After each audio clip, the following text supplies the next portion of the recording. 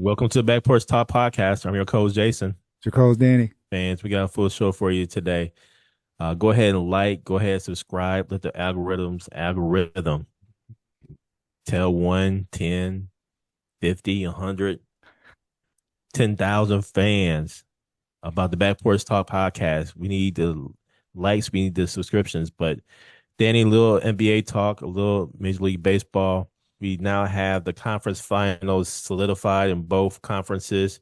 Friday night, both had game sixes. One went to game seven, the other did not.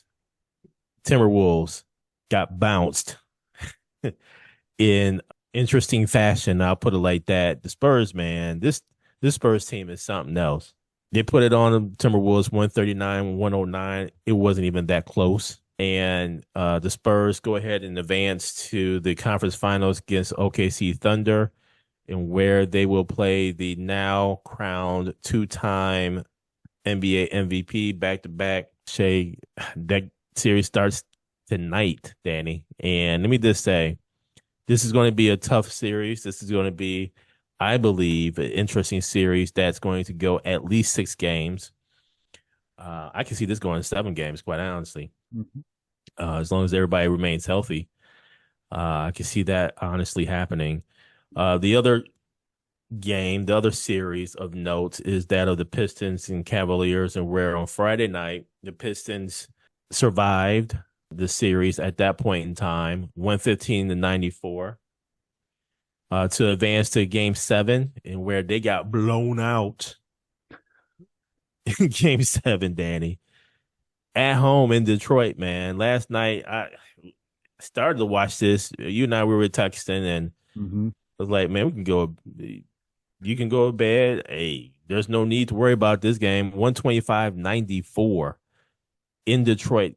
Cavaliers advance to play the New York Knicks. That series starts tomorrow evening. And to me, this game wasn't even that close. 125-94. That's 31 points. Yeah, it wasn't even that close, Danny. What say you about these game 6s, game 7, and ultimately into the conference finals? So, Jason, starting with the Spurs and Timberwolves. Minnesota, man, I thought they're kind of on borrowed time because the game that Wemby was ejected from, that was a game actually the Spurs should have actually won. So, the Timberwolves had a game at home, and the Spurs, man, Dylan Harper, Stephen Castle had a game. They just were relentless. I mean, they were just pushing it at the Timberwolves, and the Timberwolves had no answer. So I know they made a couple runs at them early in the third quarter, late in the second quarter, but ultimately the Spurs go ahead and win that. Pistons, Cavaliers. Cavaliers stole game 5. That was a game that actually the Pistons had in control. Pistons go ahead and take game 6, which the Cavaliers, that was the first game they've lost at home.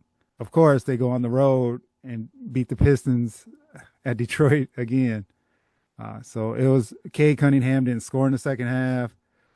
Give it up for Mobley, Jared Allen, Sam Merrill last night. Man, they brought it. James Harden had a dud game, 2 for 10, 9 points. He has a history of game 7 dud games. And he did not disappoint last night from that perspective. Exactly. So he needed the team to step up. Donovan Mitchell had a great game, 26 points. So now, like you said, we start OKC and the Spurs tonight. As you know, Jason, the Spurs won the season series. There are a couple games where the OKC Thunder sat some players where what was the deal? But now this was the matchup everyone wanted to see in the West. The one advantage OKC has on San Antonio is experience. They've been here before. Mm-hmm. This is where, they're obviously the champion. And you look at like Dylan Harper, Castle, these guys, these young guys, Wemby, of course. This is a big moment, and we'll see how they perform in this big moment. But I'm looking forward to that Wemby-Chet Holmgren matchup. Wemby is going to take advantage of that and go at him. I'm just curious how Chet Holmgren responds and Hartenstein, how they actually play this from a defensive standpoint. And then the Knicks, Cavaliers don't get much rest. They start tomorrow night. And with that, you got a tired, possibly sharp Cavaliers team because they actually put it together on Sunday last night. Then you have a rested Knicks team that may be rusty. So it's going to be a contrasting styles of short rest, long rest, and how do they all meld together? But should also be a pretty good series because they match up well. And if Mobley and Jared Allen play like they did last night, if those two can play like that, man, that helps Donovan Mitchell out a lot and James Harden from a scoring perspective. And you know, Danny, the Cavs bigs were just, man, I haven't seen them play that aggressive together in quite some time. And if they continue that, I agree with you. This is going to be a very intriguing series.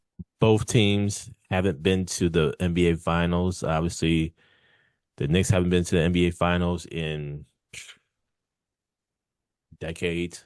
And the Cavs, obviously, with LeBron. And I would say this about James Harden in Game Sevens. I don't know what it is. I heard him with the stats, or heard commentators with the stats. Oh, he was plus 31.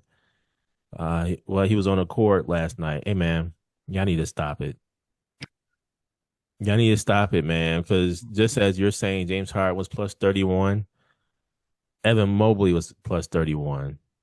So I think you need to look at when both of those guys were on a court together, because Evan Mobley was giving folks the business. I think you all need to look at the plus 31, if you will, but you need to add some context to that.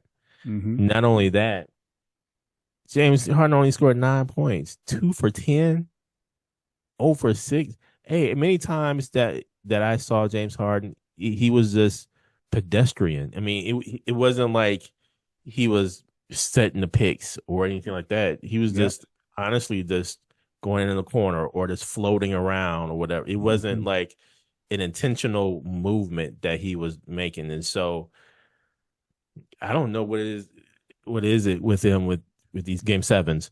And let me just say this about Detroit. I know people were saying, well, Detroit was tired, things of that nature. Hey man, I know Detroit had a 7 game series with Orlando. Whose fault was that? Cleveland Cavaliers, they just went, game 7 with you. They just played Friday night before. If anything, since the game 6 was such a blowout, you should have made sure that you rested your starters Yep. ahead of time. If it was a blowout, the last what 5, 7, 10 minutes of it. Hey man, sit your starters down so they can get some rest and get ready. So Detroit got some work to do on their roster. Yes. They need another scorer, another ball handler. Mm-hmm. Um, and but they're right there for them to be the number 1 seed. I think they did an excellent job. On to the conference finals. Mm-hmm. Who you got? Let me just say this. Let me state this disclaimer. This is just purely off of our own opinions. Yes. Do not use this information for betting purposes. This Thank you, is Jason. strictly on just our opinion. I'm gonna go with San Antonio and New York, but I will say it could totally go the opposite way, man. I was leaning towards San Antonio. Yeah, I'm gonna go with San Antonio, man. Listen, that Dylan Harper. I think San Antonio is gonna have a problem. What I mean by that, later on down the road with Dylan Harper, I think they're going to have to pay him or trade him. Because I can see him being a Harden when Harden was back with OKC Mm-hmm. off the bench and everything. I'm going to go San Antonio, 7 games. I'm also going to I'm leaning towards the Knicks as well, because I don't know if the Cavs bigs are going to play consistently like they did last night. Yeah. And James Harden is a wild card.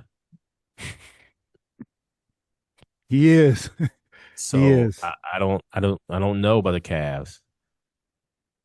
So I'm going Spurs Knicks. And now Danny, on to a little MLB, and where tonight the Cubs and Brewers face off, and whew, we'll see what happens, Danny. But let me just tell you, this is the beginning of what, use like a 12 game regular season type situation Yeah. between the Cubs and Brewers, man. And as of right now, the Brewers are only 1.5 games behind the Cubs. This is going to be a really interesting series. This is going to happen in Chicago. Of course, I'm rooting for Brew Crew, but man, here we are. What say you? Jason, big series, man. Brewers are 1.5 games back of the Cubs. And also St. Louis is a game and a half back of the Cubs. Last week we talked, they're 3 games back. So they gained some ground. Sproat is pitching tonight. That doesn't give me a warm and fuzzy feeling, especially in Chicago. And it being warm outside, it could be a launch, a lot of home runs. Brewers, big series, man. 2 out of 3. They definitely need that because they have the Dodgers coming up next at home. And that's going to be a series that will definitely be a challenge as well. But looking forward to it, man. Looking forward to see how they respond and if the pitching can keep them in it because the Cubs have a lot of good bats, right? So they're going to be a challenge and they have good pitching. So I think this is a great test to see how they can perform and hopefully come out of this where they're maybe in the lead in the division once they finish the series. But like I said, with Sproat starting, that may be a challenge. But looking forward to it for sure. Thank you for joining us at Back Porch Talk Podcast. You can also join us on Twitter by tweeting us at @back_podcast. For more information, you can go to our website, which is backporchtalkpodcast.com. You can also email us at backporchtalkpodcast@gmail.com. Again, thank you for joining us, and remember that there's enough hate in the world, so go ahead and spread a little love.